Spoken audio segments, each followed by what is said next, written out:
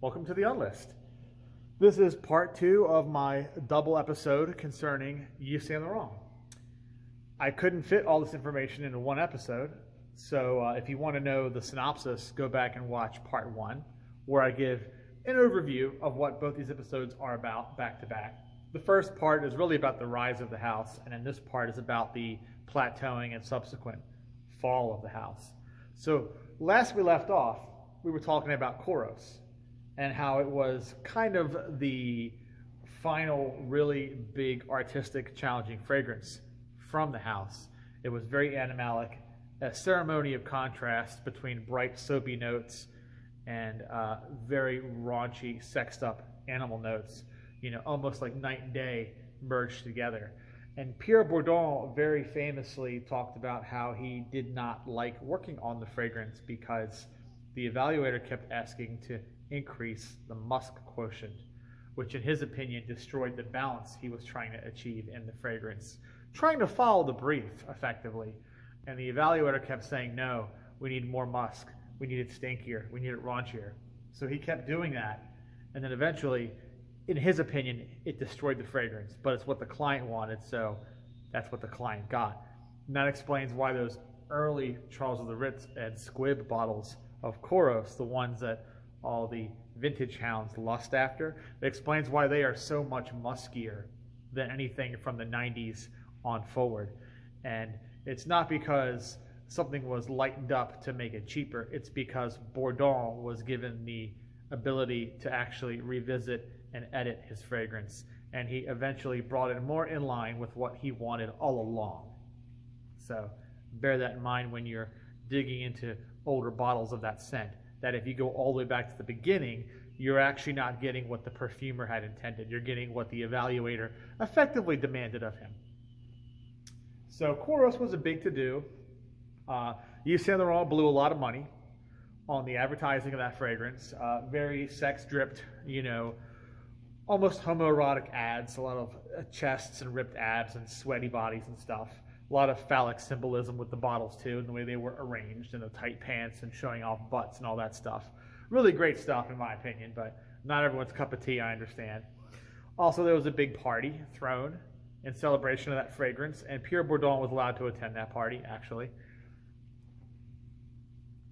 They even sponsored Grand Prix race cars.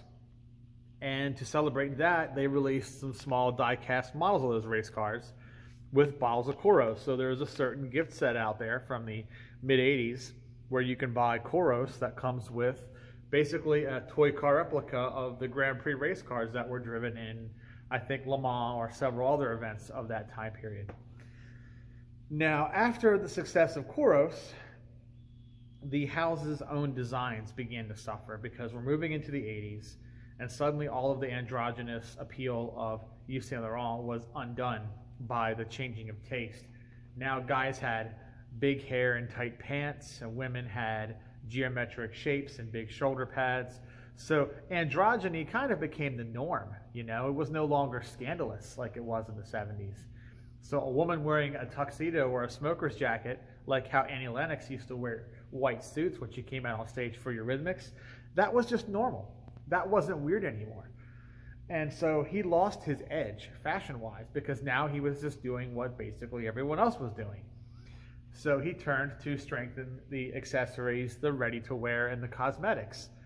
And most of those were under contract with other manufacturers, particularly the cosmetics and the fragrances. Charles of the Ritz, as I've said many times, had the contract for that. And all the way back since the 60s, when they first started, they had the contract for that.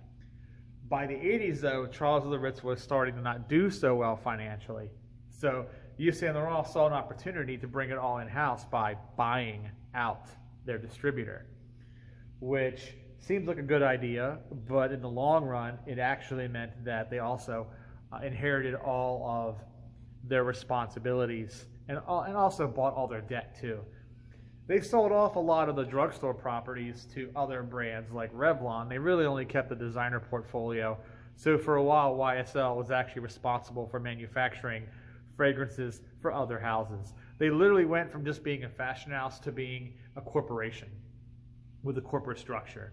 And Yves Saint Laurent, who was a party boy, like I said. He did a lot of things. He was in no state of mind to really keep tabs on that. So he delegated responsibility down and then kind of just went and just continued to do what he did.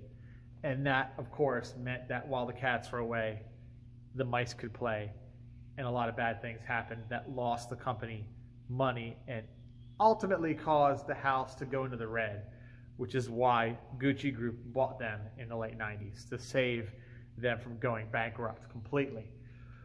However, before we get to that point, let's talk about the fragrances that were coming out during this period where Charles of the Ritz basically ceased to exist and YSL Prestige Beauté came into being to replace it.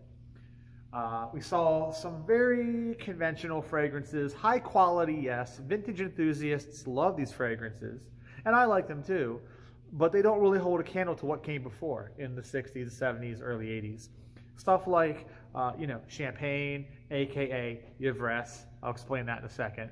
Stuff like Perry, Jazz, the Jazz Flankers, the re-release of Opium, Opium for Men, some of the Kouros flankers like Frischer, and then Body Kouros and Silver and all that stuff.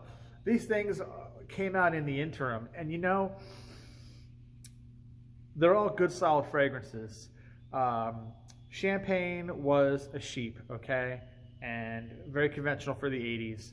There was some controversy surrounding the name since the region of Champagne is very, very staunch in defending the use of the name. They only want it on sparkling wine or champagne from the region.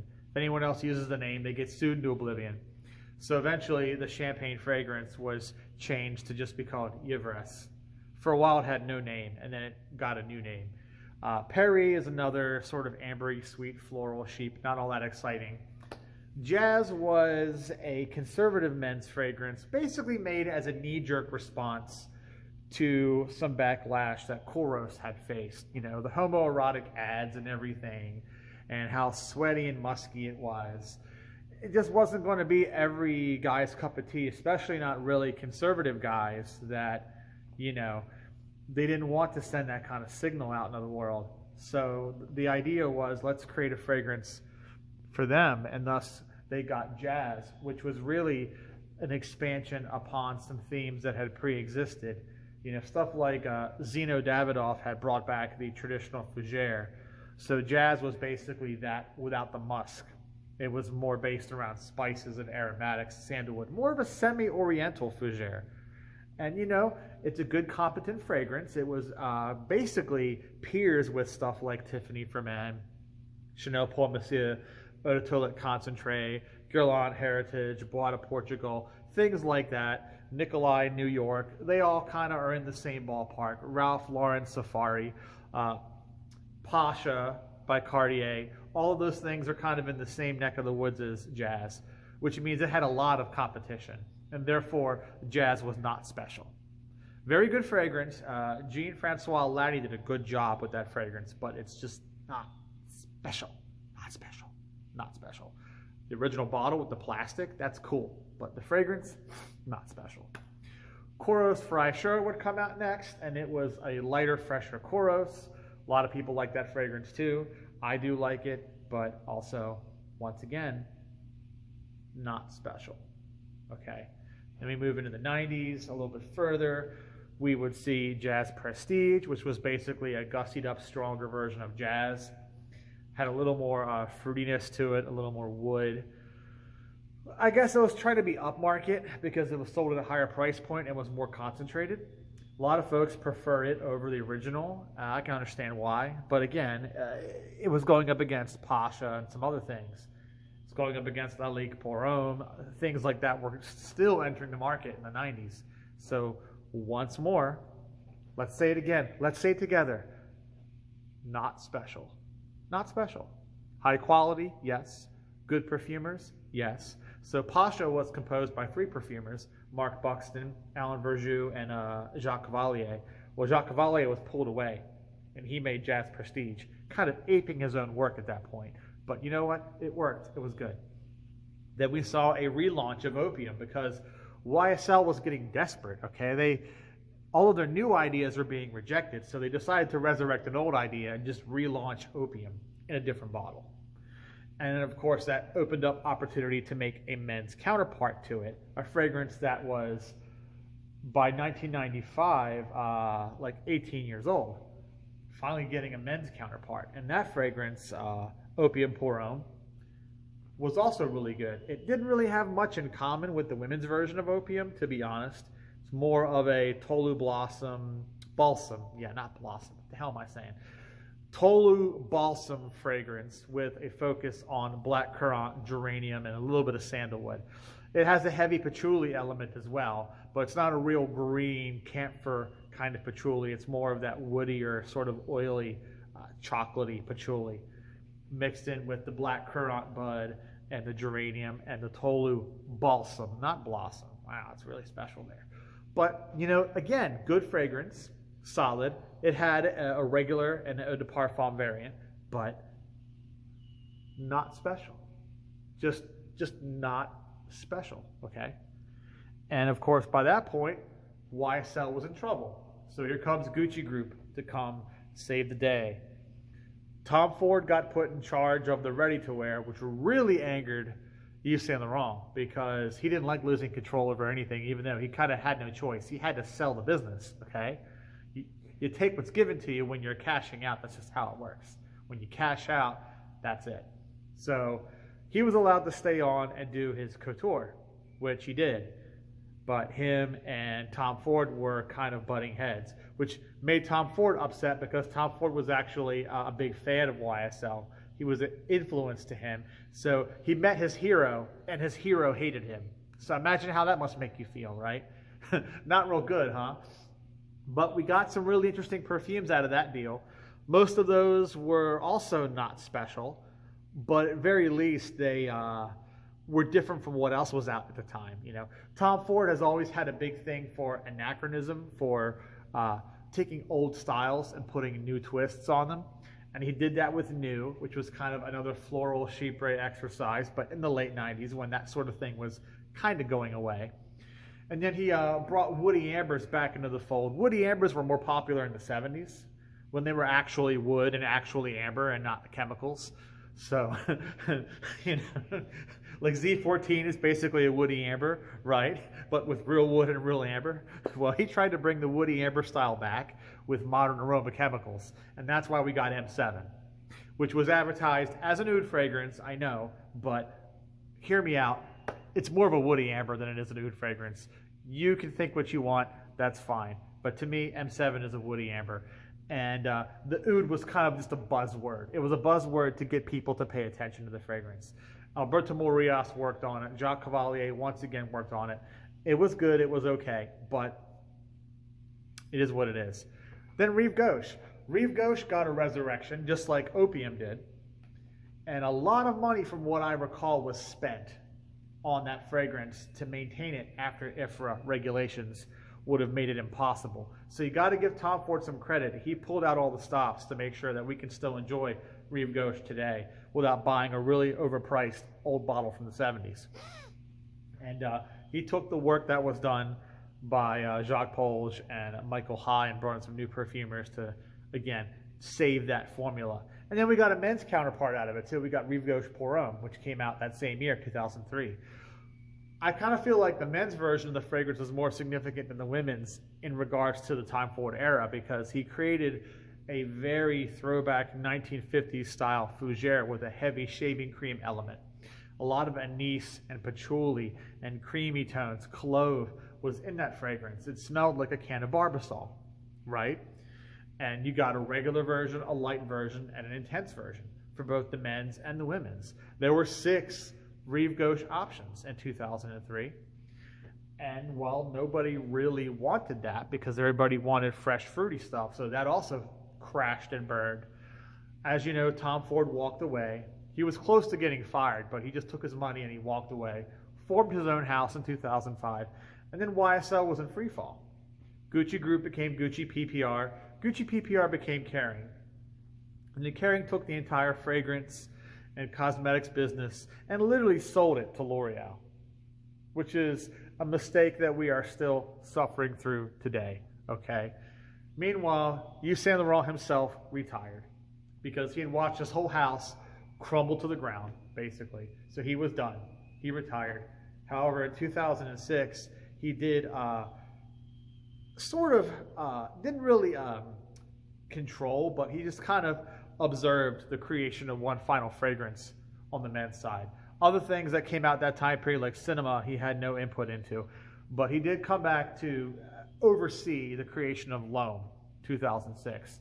Now, L'Homme is a very commercial fragrance. It's a fruity, sweet, ambroxan-based fragrance. Jeremy Fragrance bathes in the stuff. He absolutely loves L'Homme. But Yves Saint Laurent probably put a little bit of a gender bend spin on the fruit choices and the spice choices. So it would have been more boring. Okay, if Yves Saint Laurent himself hadn't sat in, it would have been more boring. So you got to give him some credit. He helped make it a little less boring than it could have been. But then he died 2 years later in 2008, and that's it. It's all she wrote. Now, Yves Saint Laurent is basically just this mindless zombie that just marches on like this. And L'Oreal just basically makes whatever they want and then puts the logo on it.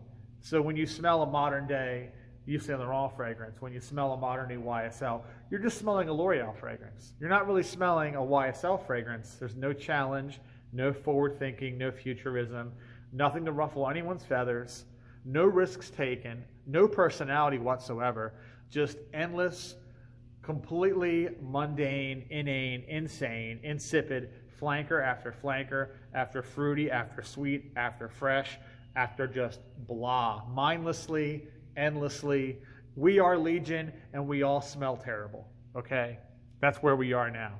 And you can see it with all the La Vestiaires crap that's all overpriced, niche stuff that nobody wants. Tuxedo is probably the only one that anyone really liked from that line. And then, you know, all the L'Homme flankers, La Nuit de L'Homme, and then all the L'Homme flankers, and then all the La Nuit de L'Homme flankers. And those flankers come out, and they're like discontinued 6 months later. So if you see a flanker for that line, and you're a collector, don't blink or you'll miss it. You'll be like, oh, look, a new L'Homme fragrance. It's gone. Just like that. And then everyone gets FOMO and goes nuts and pays $400 on eBay for them because, like I said, it came out, they turned their heads, and it was gone already. It's pathetic, man.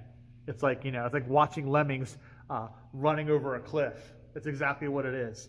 And then the Y line, which came out in 2017, is basically just Paco Rabanne Invictus, but done the L'Oreal way. And they did it again with Valentino, Born in Roma, whatever, that fragrance. So all that stuff, like I said, they're just L'Oreal fragrances, guys. They're not really YSL fragrances. And the newest thing with Austin Butler, you know, the whole myself thing is a joke. Just a joke. A complete joke, okay? The whole house is basically a joke now. And, you know, we're the punchline because we're the ones buying the fragrances, right?